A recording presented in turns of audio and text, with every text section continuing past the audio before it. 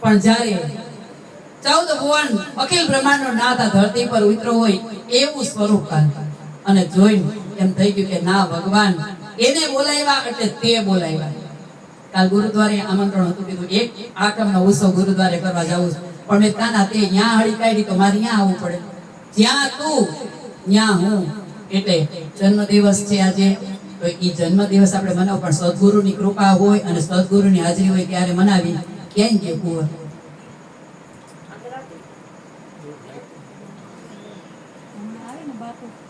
ક્યારે થાય કે માને એમ થાય કે મારો દીકરો છે, એનું ઉદાહરણ આપતા એક બેનને 20-30 વર્ષના વાણાભાઈ જે છે એના ઘરે પારણું બંધાતું નથી.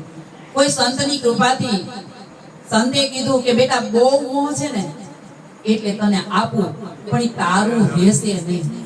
અરે મને એકવાર બાળક થયું, બાળક 18 દિવસનું થયું, શરીર છોડી દીધું, માં માતા પચાડે છે અને સદગુરુની પાસે લઈ જાય કે સદગુરુ એકવાર આ બાળક મને માં બોલે, બસ મારી એવી જ ઈચ્છા છે. અને સદગુરુએ એના તપોબળથી બાળકને બોલાવ્યો છે. બાળક કહે છે, કોણ તમે, કોણ હું? આગલા જન્મમાં તમે મારી પત્ની હતા અને મને મારી માથી વિકુટો પાડવાની કોશિશ કરી હતી, મારી માથી વિકુટો રાખ્યો તો, એટલે હું તો આજે મારું લોણ લેવા આવ્યો છું. કોઈ દીકરો નથી, આ પત્ની નથી આપણી, કોઈ પતિ નથી આપણો, લેણ દેણના હિસાબ કિતાબ ચોખ્ખે કરવા ભેગા થયા છે. બારે કોઈની ફોરવી છે 1342 મળે લઈ લેજો. એટલે નામ શું છે? કાવ્યનો આજે બર્થડે હોય ત્યારે સદગુરુની કૃપાથી ઈ હજારો સાલ જીવે, પણ કેવું જીવે કે પ્રભુમય જીવન અને દેશને કામ આવે એવું.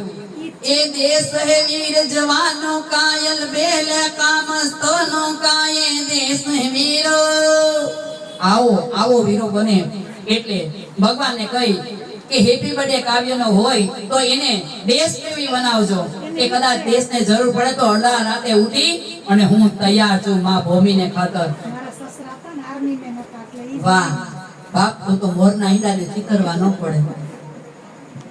એટલે સદગુરુએ કીધું છે જન્મદિવસ મનાવો. કેમ મનાવો? ગુરુદ્વારે જાવું, ભજન કરાવવું, ભોજન કરાવવું અને આનંદ કરાવવું. આ ત્રણેય વસ્તુમાં પરમાત્મા બેઠેલો છે. ત્યારે જન્મદિવસ હોય તો આપણે શું કહીએ? મારો દીકરો 18 વર્ષનો થયો. 18 વર્ષનો થયો નથી, બાપ એની જિંદગીમાંથી 18 વર્ષ હાલ્યા ગયા છે. એને સોના જેવા બનાવો. બર્થડે એમ ઉજવો, કેક મગાવો, કેક ઉપર મીણબત્તી રાખો, પણ એને તારો નહીં, એમાં દિવેલ પૂરો. દિવેલ પૂરી ભગવાનને પ્રાર્થના કરો, હે ભગવાન, જેમાં દિવેમાં દિવેલ છે અને જ્યોત પ્રજ્વલિત છે એમ મારું જીવન દીવા જેવું બનાવો.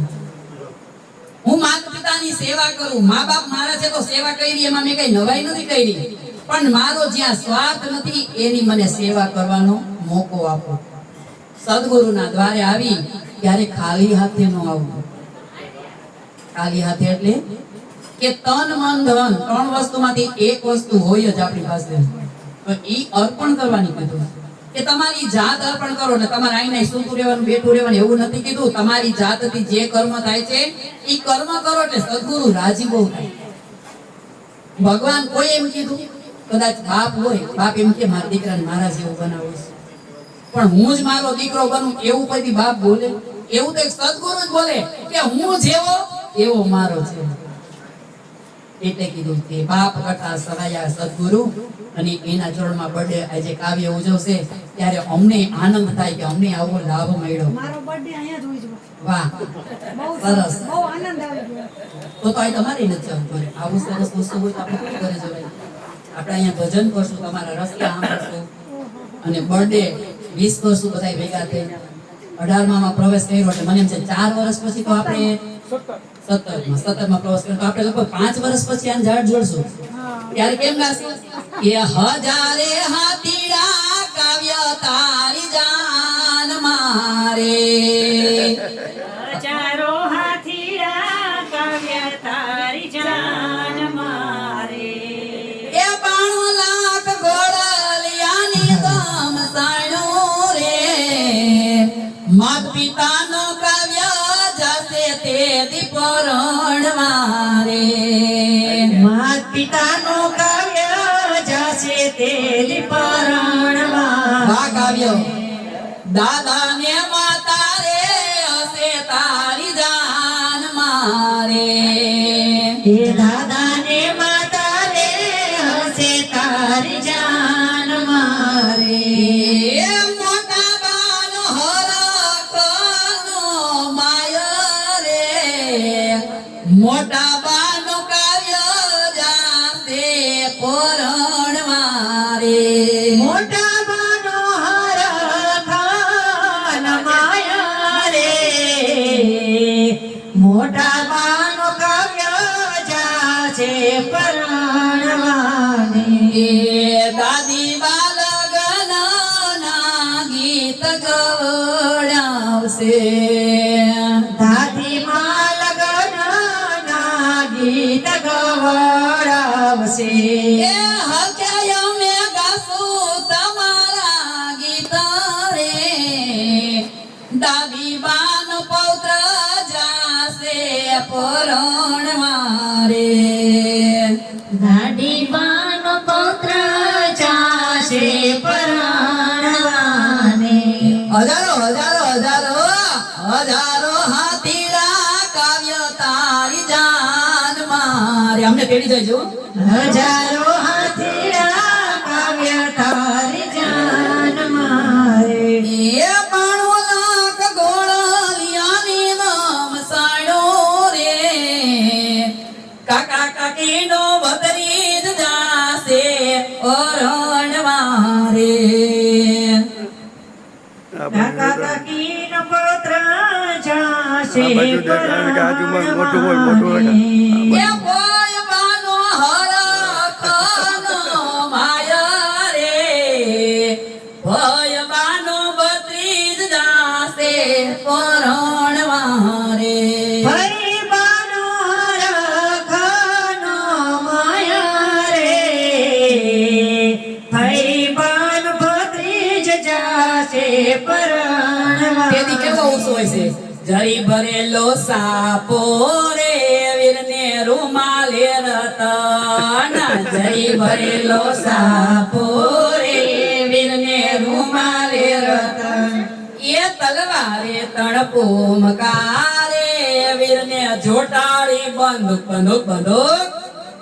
તલવારે તણપો મકારે વીરને જોટાળી બંદૂક. એ જરી ભરેલો કાવ્ય તારો સાપો રે વીરને જોટાળી બંદૂક.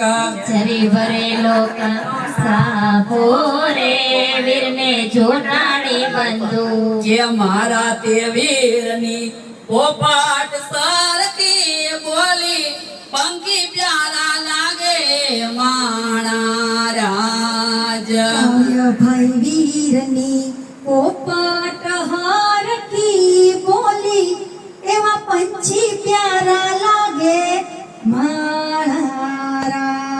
એ મારા તે વીરને દાદાએ એમ પૂછ્યું કુંવર કેમ મોડા માણા રાજ. રાજકોટ શેરના એવા ડાયાવડા રસ્તા નજરી નહોતા જોયા એમાં મોઢા મોઢા માણારા.